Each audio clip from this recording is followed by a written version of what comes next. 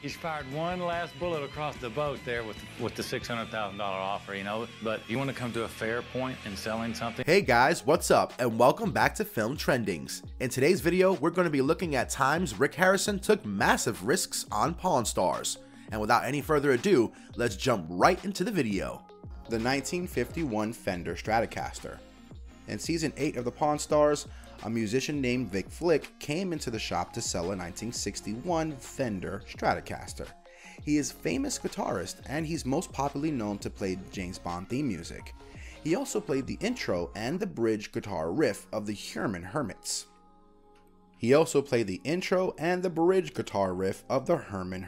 Recording of the Silhouettes.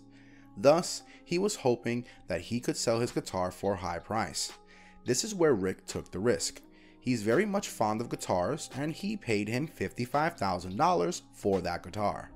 The catch was that it didn't even have a case and might not have been the real one. He later sold it in an auction for a much lower price, and that's just sad. Play a white early 60s Stratocaster, but he played it upside down. The signed book. A man once came into the shop with a book signed by a famous baseball player called Joseph Jefferson Jackson, nicknamed as Shoeless Joe. He was a baseball player who used to play at the outfields around 1990, and he was illiterate. This made his signature pretty unique. Rick bought the book with a shocking price of $13,000, as he thought he could sell it for a higher price. Later, she confronted a book expert named Rebecca, and she confirmed that it was fake. I'm not convinced that it's real. But it is so rare. The diamond earrings. He was once cheated by a girl's best friend in 2010. A man came to his shop and said that he had a pair of diamond earrings. Rick asked him questions and he was persuaded by the man. He paid him $40 grand for the earrings. A few days later, police came into the shop telling him that the diamond earrings were stolen. The criminal was arrested, but Rick didn't get his money back. Guy in a suit comes in the pawn shop, got a big set of diamond earrings. The JFK cigar box. One of the most historic finds was an old cigar box that belonged to President John F. Kennedy when he was in office. The box was still in his Oval Office with a handful of cigars in it. The shop paid an amount of $60 grand as they thought it would be of higher value, as it was the only piece of remaining history from American history. He paid a higher price for this, if you ask me, and here he took the massive risk. Are the remaining unsmoked cigars. Wow, really? 200 plus pounds of silver. This is probably the most expensive purchase in the show's history. A visitor to the shop once bought in 200 pounds of raw silver. It was purchased about 12 years earlier when the price was much lower. He paid the man $111,000, knowing that he could parcel it out himself with a lot of profits. He took some risks without properly knowing about anything, but fortunately, nothing went wrong here.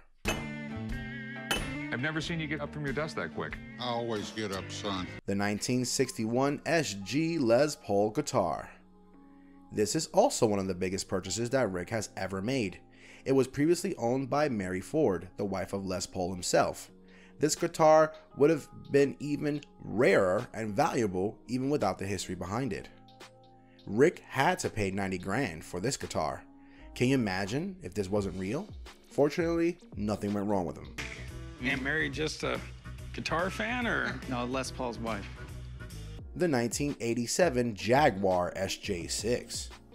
A man once offered to sell a Jaguar SJ6 at a price of $5 grand. Rick offered him 22 grand at first, and then both negotiated, and ultimately the car was sold at a price of $2,500. After that, he brought the car to the customs, and they said that the car needed some fixing and it will cost him even more money than the car is actually worth. Then he gave it back to the actual owner. He lost the car and even $2,500. The auction. Once Rick decided to sell his Vic Flick owned Stratocaster, the Indy sidecar, and some other items and took them in Julian's auction in LA. He later told in an interview that he lost about 100 grand that day, which is the biggest loss in the history of Pawn Stars. We've reached the end of the video, guys, and we hope you enjoyed it. Stay tuned for more videos on our channel and see you next time.